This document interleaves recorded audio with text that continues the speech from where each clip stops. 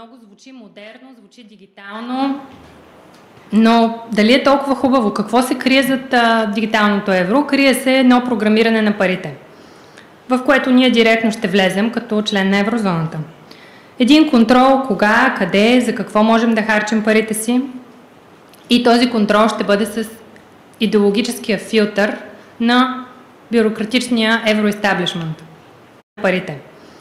В дигиталното евро крие се едно програмиране на парите, в което ние директно ще влезем като член на еврозоната. Един контрол кога, къде, за какво можем да харчим парите си, и този контрол ще бъде с идеологическия филтър на бюрократичния евроестаблишмент. Кой е достатъчно правилен, за да може да използва парите си? Дигиталното евро не е само платежно средство, а инструмент за контрол. И отново социален натиск и преразпределение бедни към богати. Защото най-опасното средство за власт, това е контрола на парите. Интересно е, че Европейската централна банка, нейните представители се обиждат, ако някой сравнява с Китай.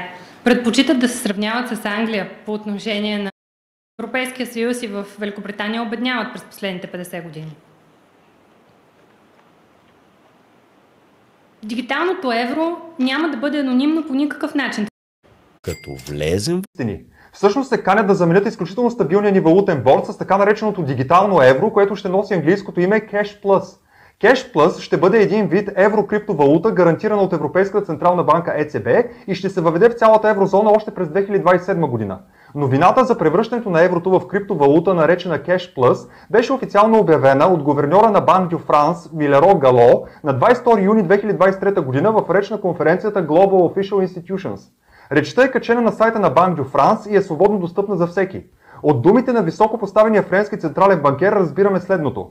Първо, Cash Plus или новото дигитално евро ще изпълнява основно функцията на платежно средство, а не на средство за съхранение на богатството, каквато е в момента функцията на парите в брой и на банковите депозити.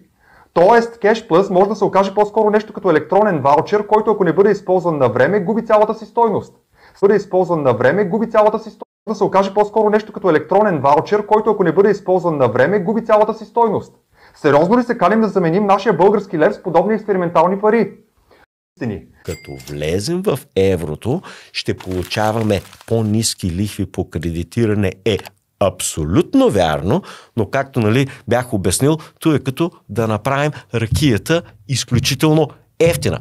Държавата ще се отприщи, както направи, подчертавам, Гърция след влизането в еврозоната си, и затъна не до тук, а до тук затъна в дългове, също така както направи и Италия, и Испания, и Ирландия, и в крайна сметка достигнахме като резултат до дълговата криза от 2011-2012 година, която беше криза свързана с свръхзадлъжнялост.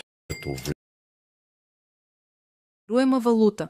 Това означава, че самите цифрови единици могат да съдържат правила и условия за ползване. Например, за какво могат да се използват. Може да се определи използване само за закупуване на определени храни или да се използва определен транспорт. Или пък до кога могат да се използват. Тези, така наречени дигитални пари, могат дори да имат краен срок на ползване и ако не се използват в този срок, да се губят, подобно на безплатните минути в плановете на мобилните оператори в миналото. Друго условие може да бъде къде могат да се използват. Може да се зададе геолокация и те да не могат да бъдат похарчени извън зададените географски параметри, квартал, град, държава и така нататък. Технически е възможно да се зададе условие и от кого могат да се използват. Например, да се следи за възрастово ограничение или пък конкретна личност да бъде ограничена.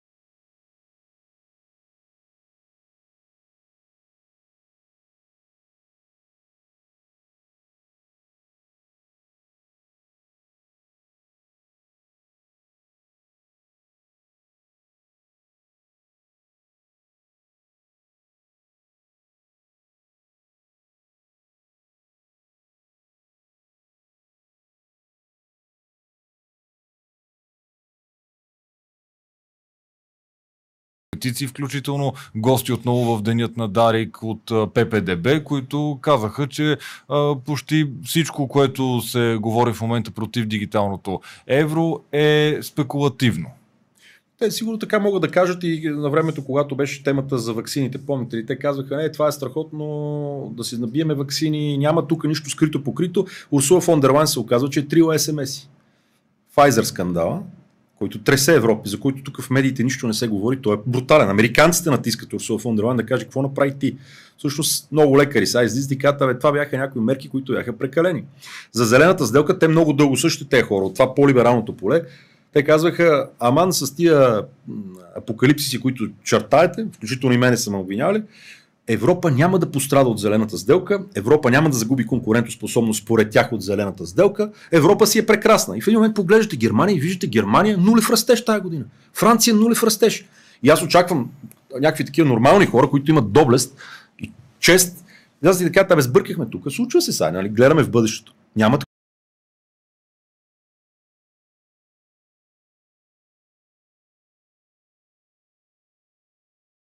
зрители в момента, защото това не се споменава по никакъв начин. Няма гаранция за това, че курсът, който в момента е 1,95 и така нататък към 1 евро, т.е. близо 2 лева за 1 евро, ще бъде запазен.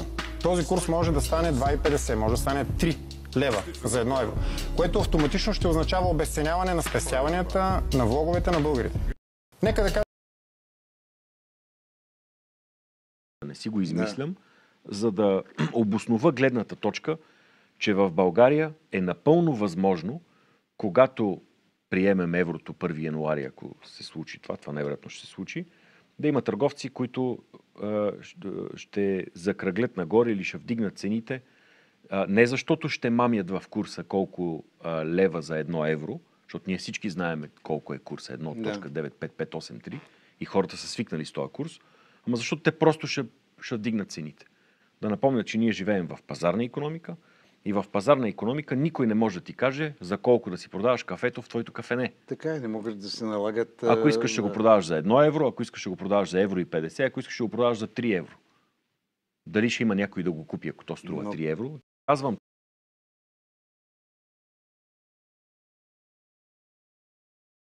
Лихвите по ипотечните кредити в България. А какво става с вече изтегнатите кредити? И те ще се удвоят, защото се сменя начинът, по който се изчислява, формулата ще се смени. В момента формулата в България за изчисляване на ипотечните кредити е базирана върху цената на депозитите. Процента, който банките плащат за депозити, е структура определящия за цената на лихвите. Ви депозитите в България са ниски, защото имаме излишък. Процент лихвите върху депозитите са ниски, защото имаме излишък. Имаме почти 100 милиарда, 96 милиарда излишък. Което помага на икономиката да работи, защото тя разполага с ресурси. Лесно се взимат кредити, са ефтини. Те от утре, 1 януари 26 година, стават скъпи.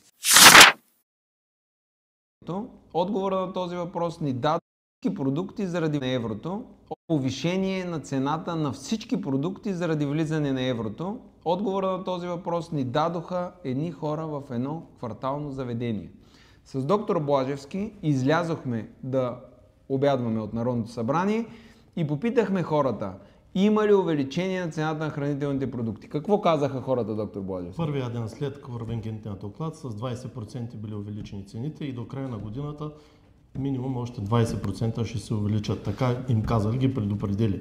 Това са доставни цени на магазин, който прави различна храна. Смятайте, 40% ще има там увеличение, някои стоки ще се увеличат над 100%. Да спрем продажното правителство и веднъж завинаги да върнем властта на народа. Който да го изпукаме като каубой, нали, във въздуха, който няма да донесе никакъв ръст на икономиката, никаква полза за данъкоплатците, след което ние ще си го върнем, обаче ще влезем благодарение на него в еврозоната, което е много яко, защото така ще могат да дигнат лихвените нива. Мисъл, как да не виждаш цялата полза от тази работа? Седа, гледам я ползата и си викаме, браво, добре го направиха. Българските граждани да са изключително внимателни, когато оперират с финансовите си средства, ако имат някакви въпроси да се обърнат към банковата институция, към свой роднина или приятел, да не се подвеждат по стресиращите фишинг съобщения, получени по различните начини, тъй като това категорично е измама. Colonial subject of the United States. I dare you to challenge that. You can't. But you are now, just like the rest of the world. That's the reality. Bulgaria, you are a colonial subject of the United States. I hate to say it. Не ви чух, кажете го пак. България е какво? A colonial subject of the United States.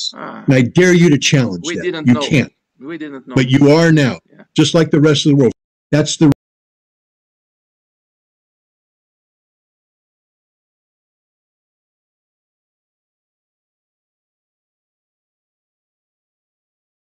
colonial subject of the United States. And I dare you to challenge that. You can't. But you are now, just like the rest of the world. That's the reality. Bulgaria, you are a colonial subject of the United States. I hate to say it. Не ви чух, кажете го пак. България е какво? A colonial subject of the United States. And I dare you to challenge that. You can't. But you are now, just like the rest of the world. That's the България е какво? A colonial subject of the United States. And I dare you to challenge that. You can't. But you are now, just like the rest of the world. That's the reality. Bulgaria, you are a colonial subject of the United States. I hate to say it. Не ви чух, кажете го пак. България е какво? A colonial subject of the United States. And I dare you to challenge that. You can't. But you are now, just like the rest of the world. That's the reality.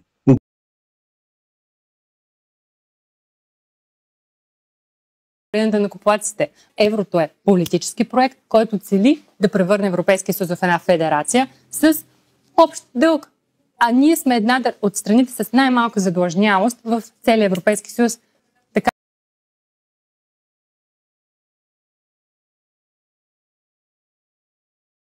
на данъкоплатците. Еврото е политически проект, който цели да превърне Европейския съюз в една федерация с общ дълг. А ние сме една от страните с най-малка задлъжнялост в целия Европейски съюз. Така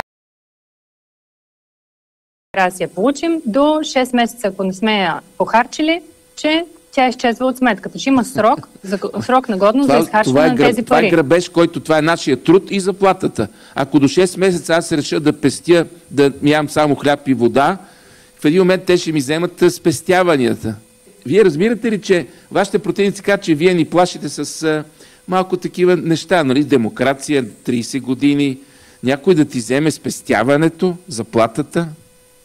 Това директно се обсъжда в момента. От не кого? Само от Европейската комисия и от Европейския парламент. Не само възможно вземане на спестяванията, като имаш ограничен брой месеци, дни да си използваш парите, но и използване на спестявания, които в момента хората разполагат тях в пенсионни фондове, в инвестиционни фондове, да са насочвани към определени проекти, да са насочвани към проекти на военната индустрия. Това също се обсъжда, да може парите на хората не те да разполагат с тях, а бюрокрацията в Брюксел да решава как те да бъдат използвани.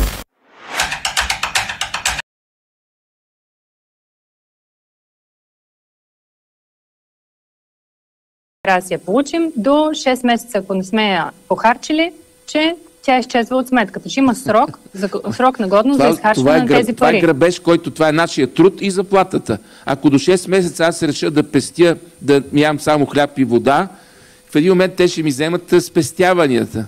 Вие разбирате ли, че вашите противници казват, че вие ни плашите с малко такива неща, нали? Демокрация, 30 години, някой да ти вземе спестяването, заплатата? Това директно се обсъжда в момента. От не кого? Само от Европейската комисия и от Европейския парламент. Не само възможно вземане на спестяванията, като имаш ограничен брой месеци, дни да си използваш парите, но и използване на спестявания, които в момента хората разполагат тях в пенсионни фондове, в инвестиционни фондове, да са насочвани към определени проекти, да са насочвани към проекти на военната индустрия. Това също се обсъжда, да може парите на хората не те да разполагат с тях, а бюрокрацията в Брюксел да решава как те да бъдат използвани. Този свят, неколкократно съм подчертавал, е британо-саксонската американско-рептилианска империя. Те са едно и също, защото те представляват, там стои тронът на Луцифер. Точно там стоят онези, които дърпат конците на този злополучен свят, защото точно оттам се граби целият свят. Няма нещо, което те да не са ограбили. В момента грабят нашето злато. Безчинстват жестоко в България. И отвличанията да се представлява един дългов капан. Това е политически проект, това не е икономически проект. Това е желанието на европейските елити да превърнат Европа в федерация. И по този начин са готови да жертват абсолютно всичко, включително и стабилността на националната си валута, на основно немската марка, която се превръща в евро. Тогава никой не е питан. Тогава Хелмут Кол казва, това беше единствения случай, в който се държах като диктатор. Тогава народа не е питан. В Дания имаме 2 пъти отхвърлен референдум за еврото. Чехия не се присъединява, Унгария не се присъединява, Полша не се присъединява, въпреки че са подписали същите договори. И нали, ние ли сме открили тайната, че като влезем в клуба на еврото, ще станем в клуба на богатите. Не, това не е клуб на богатите, това е клуба на ограбените.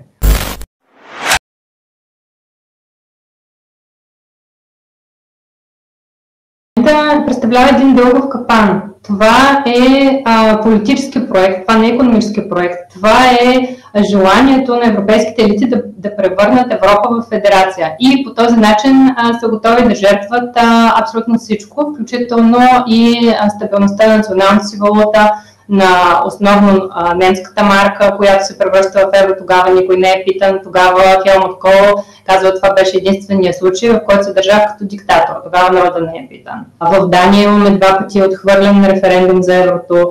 Чехия не се присъединява, Унгария не се присъединява, Полша не се присъединява, въпреки че са подписали същите договори. И нали, ние ли сме открили тайната, че като влезем в клуба на еврото, ще станем в клуба на богатите. Не, това не е клуб на богатите, това е клуба на ограбените. Български народ няма да бъде в клуба на богатите, ще бъде в клуба на ограбените. Ще бъде в клуба, в който се взимат огромни заеми, които след това трябва да се изплащат. Европейския съюз няма някакъв въздушен балон в свой бюджет. Тези всички пари са пари на данъкоплатците. Еврото е политически проект, който цели да превърне Европейския съюз в една федерация с общ дълг. А ние сме една от страните с най-малка задлъжнялост в целия Европейски съюз. Така че имаме ли реално ние интерес, суверенен български интерес, да се присъединим към клуба на ограбените, не клуба на богатите? Мене някой не съм симпатичен и ми блокират сметка. Къде протестирам аз? Много резонен, правилен въпрос, защото единственият начин изобщо да се достигне до някакво мнение, до някакъв протест би бил чрез представителя на Българската народна банка, който съответно пък той, ако изобщо вземем под предвид това, има 1/3 възможност да изрази тази позиция, а също той е задължен по устав да представя интересите на цялата еврозона, а не на неговата конкретна страна. Така че практически такова оплакване, такова право не съществува. И ние не знаем в момента какви проекти допълнително ще бъдат включени в този проект Дигиталното еврозона. Транзакция ще бъде проследима, че те ще могат да виждат всяко едно нещо, което човек решава да прави. Ако се въведе една директива, които вече се обсъждат в тая посока, това е нещо напълно възможно. Поне технически то е възможно и то се обсъжда. Затова трябва да решим, искаме ли да отворим тази врата, искаме ли да влезем в една контролирана и еврозона на диктат. Знаем какво се случи в Гърция, знаем какво се случва с по-малките икономики като България, защото това са реални неща, които се обсъждат тук. Ако имаме икономическо несъгласие с политиката на ЕЦБ, която е директно обвързана с Европейската комисия, това да си мислим, че Европейската централна банка е независима институция, абсолютна химера. Тя базира най-важните си решения на институции, които са директно подвластни на Европейската комисия. Аз питах Кристин Лагард по какъв начин изчисляват инфлацията в Европейския съюз и паричната маса. Това са директно свързани неща с мандата на Европейската централна банка. Те базират своите данни, те нямат собствено изчисление, базират ги на Евростат. Евростат е агенция директно подчинена на Европейската комисия. Така че можем да си отговорим дали наистина Европейската централна банка произвежда независима политика. Не се говори особено много, звучи модерно, звучи дигитално, но дали е толкова хубаво? Какво се крие зад дигиталното евро? Крие се едно програмиране на парите, в което ние директно ще влезем като член на еврозоната. Един контрол кога, къде, за какво можем да харчим парите си, и този контрол ще бъде с идеологическия филтър на бюрократичния евроестаблишмент. Ние директно ще влезем на парите, в което ние директно ще влезем програмиране на парите, в което ние директно ще влезем като член на еврозоната. Един контрол кога, къде, за какво можем да харчим парите си, и този контрол ще бъде с идеологическия филтър на бюрократичния евроестаблишмент. Кой е достатъчно правилен, за да може да използва парите си? Дигиталното евро не е само платежно средство, а е инструмент за контрол. И отново социален натиск и преразпределение бедни към богати. Защото най-опасното средство за власт, това е контрола на парите. Интересно е, че Европейската централна банка, нейните представители се обиждат, ако някой сравнява с Китай. Предпочитат да се сравняват с Англия по отношение на дигиталната валута. Но защо в Великобритания обедняват през последните 50 години? Дигиталното евро няма да бъде анонимно по никакъв начин. Практически ние да бъдем на 100% дигитализирани. Тоест, парите направо ще нашия живот, не само парите, нашия живот да бъде абсолютно дигитализиран. Представете си едно досие, в който вие получавате социални кредити. Тоест, за да вземете кредит, трябва да бъдете въглеродно неутрален и да бъдете политически коректен.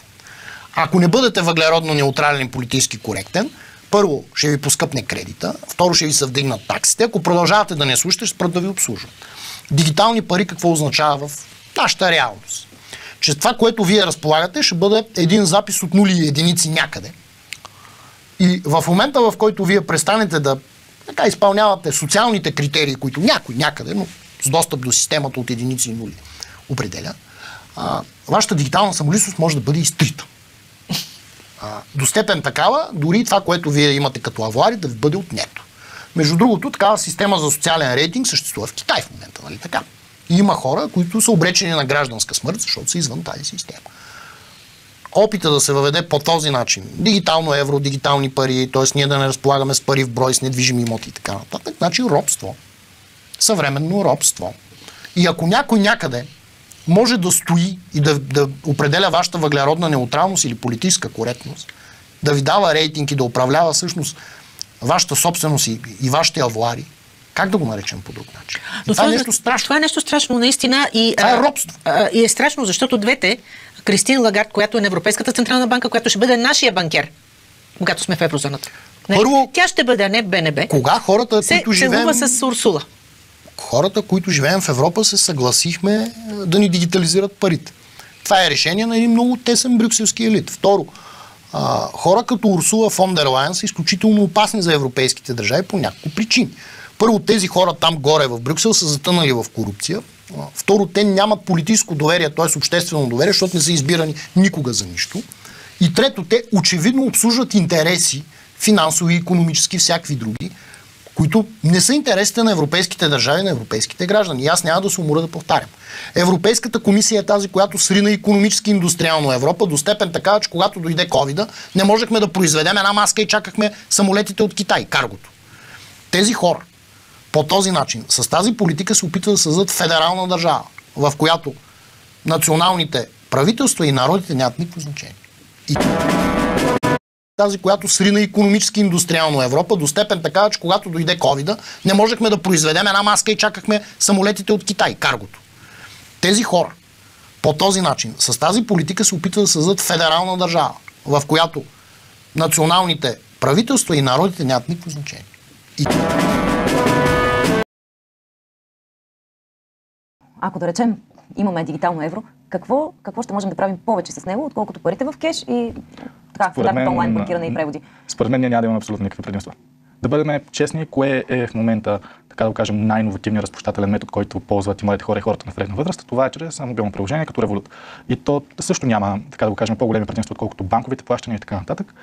По-скоро има възможности, които включват да се търгуват акции, да се търгуват криптовалути, да се създават съвместни сметки по един много удобен и бърз начин, чисто през телефона. И ето тук идва въпросът. Какви са предимствата на цифровото евро? Ако влезете и прочетете тяхната страница, пак ще го кажа, нали? Ще разберете, че няма абсолютно никакви. Няма абсолютно никакви за вас, няма абсолютно никакви за частния бизнес, няма абсолютно никакви дори за търговските банки. Единствените, които ще получат предимство, са управляващите, защото това малко или много Сега не казвам, че ще се случи в близките години, но има потенциал да се превърне в един инструмент, който много по-лесно и много по-бързо да бъдат управлявани сметките на неудобните хора. Ето, например, Канада. Какво се случи преди известно време, когато хората протестираха срещу правителството, те им блокираха картовите сметки. Тоест, ние просто им даваме още един инструмент, който е една идея по-лесен за управление на нашите приходи, за управление на нашите пари.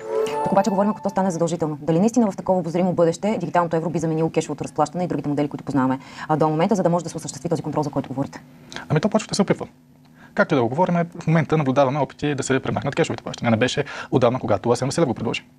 Това беше идеята всъщност да се изсветли икономиката, защото в България една много голяма част от икономиката ни се оказа, че е в сивата част. Дали дигиталното евро би, или пък онлайн банкирането, дали биха намалили тази статистика? Не, абсурд. Сега не искам да го давам като идея или нещо подобно, но не малка част от обмяната на стоки между хора понякога се случва на бартерен принцип, дори на услуги. Дори голяма част от малките и средните предприятия си обменят услуги помежду си. Например, ако аз имам маркетингова агенция, вие счетоводна кантора, вие ще ми правите счетоводството безплатно, аз ще ви правя маркетинга безплатно. Има го и на много по-ниско ниво, хора си обменят различни стоки, например злато, така да го кажем. Тоест има и други варианти, които са добре познатите варианти от древността, когато стоките така са били основната разменна валута, солта, златото. Да, това се продължава и до ден днешен. Сега, в градската среда, особено в София, не толкова, но, например, ако отидете по селата, ще видите как хората, например, си разменят хранителни продукти, разменят си, примерно, домашни дрехи и така нататък. Сега, за следенето и за контрола, всъщност темата е много интересна. Има ли хора, които вече го употребяват под някаква форма и има ли места, в които има такива ограничения на плащанията? Защото се твърди, че дигиталното евро, да речем, ще може да се използва първо само в Европа, второ на още по-малки териториална възможност. Има ли вече такива ограничения и прилагат ли се те? И какви са? За да възникнат такива ограничения чрез дигиталното евро, първо ние трябва да имаме дигитално евро. Но може да си направим един паралел с това, което се случва в Китай. Значи голяма част от инфраструктурата на дигиталното евро ще бъде създадена върху тази на китайска юан. Което какво точно означава? В Китай има така нареченият social credit score, който, както знаете, ви ограничава да извършвате определени действия или да купувате определени стоки, ако, така да го кажем, мнението ви не е с това на партията. Имаше такива сигнали, между другото, от Великобритания. Там определена банка, няма да цитирам името и, всъщност обясняваше на клиентите си, че за да не се случват злоупотреби с техните транзакции и източване на карти, ограничава харченето в едни територии, да речем около 15 км от обичайното местообитание и всъщност не можеха хората да се разплащат повече извън тези обекти на 15 км. Наистина това не е ли прекалено голямо ограничение със свободата и възможност на хората в днешно време, които пътуват навсякъде и харчат парите си за каквото пожелаят? Без да коментирам каква е била целта, защото не съм запознат с случая, ще кажа само, че единственият начин нещо да бъде ваше притежание, дали злато, дали криптовалути, дали пари, е само когато са в джоба ви. Тоест, само с кешово разплащане. Има ли реална опасност търговските банки да изгубят своето значение, ако дигиталното евро навлезе масово, каквито са идеите на Европейската централна банка? Те изразиха своите притеснения, но на този етап или поне през първите няколко години или десетилетия не бих казал. Една от темите всъщност касае и личната безопасност и личните данни.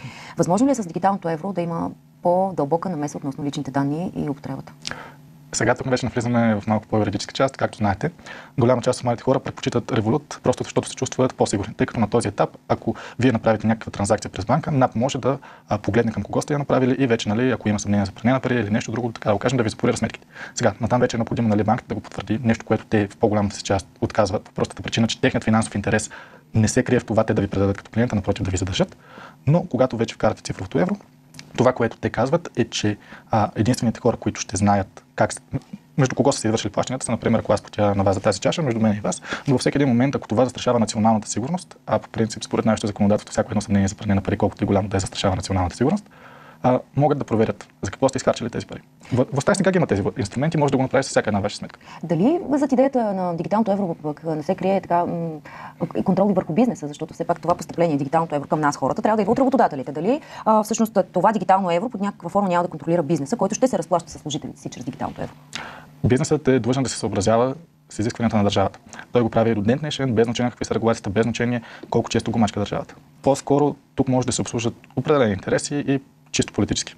Политически? Да вече навлизаме в една друга сфера. Защо смятате така? Ако разгледаме политиците като таргет аудитория, ние маркетолозите често, когато продаваме продукта, разделяме потребителите на таргет аудитория, после сегментираме тази аудитория на по-малки, после на персони, които са купувачи и продавачи.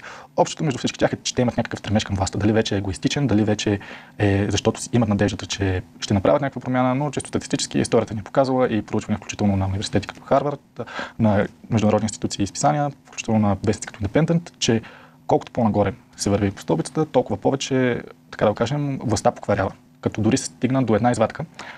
Не се спомням годината на проучването, но Харвард направиха проучване за това къде има най-много психопати и се оказа, че това са в политическите среди. Интересно проучване. Всъщност има ли съпротива сред държавите членки на Европейския съюз и какви са основните аргументи против дигиталното евро? Не, абсолютно никаква съпротива няма. Абсолютно никаква съпротива няма. По-скоро има в малки опозиционни партии, но най-вероятно, ако те биха били във властта, те също биха били по един или друг начин в подкрепа на тези неща. Бяха се събрали всички министри на финансите в Европейския съюз и общото мнение е, че трябва да се върви към дигиталното евро. Сега, ако забелязвате в момента, Европа се разклаща, така да кажем, много стабилно по отношение на нови политически процеси, на нови идеологически движения, на това дали трябва да се върви към либерализъм или консерватизъм, или умерен консерватизъм, или умерен либерализъм и така нататък. И това кара малко или много хората, които са на властови позиции, да изпитват страх. Когато се създава тази параноя в хора, които имат власт, те най-често създават нови инструменти, с които да запазят своята власт. И това го видяхме дори в Народното събрание, както се спомняте в казуса с Величие. Народното събрание се опита да диктува на Конституционния съд как да гледа делото. В момента наблюдаваме един друг по-интересен казус относно референдума. Аз няма да се ангажирам дали той е противоконституционен или не. Единственият орган в държавата, който може да каже дали въпросът на президента е противоконституционен или не, е Конституционният съд. Да, и понеже говорим за обществото, какво е всъщност общественото отношение по нашата тема за дигиталното евро, след като вие казвате, че европейските институции като цяло са склонни да го приемат този модел на разплащане, какво е отношението на обществото и дали ще има сериозен отпор, ако се стигне до решение за неговото въвеждане и изцялото заменяне на другите начини на разплащания? Достатъчно е да видите как обществото реагира по време на криза. Ако отидете тук в Дамол, казвам го като пример, понеже е съвсем близо, може да видите как опашката за един от дилърите на злато достига до другия край.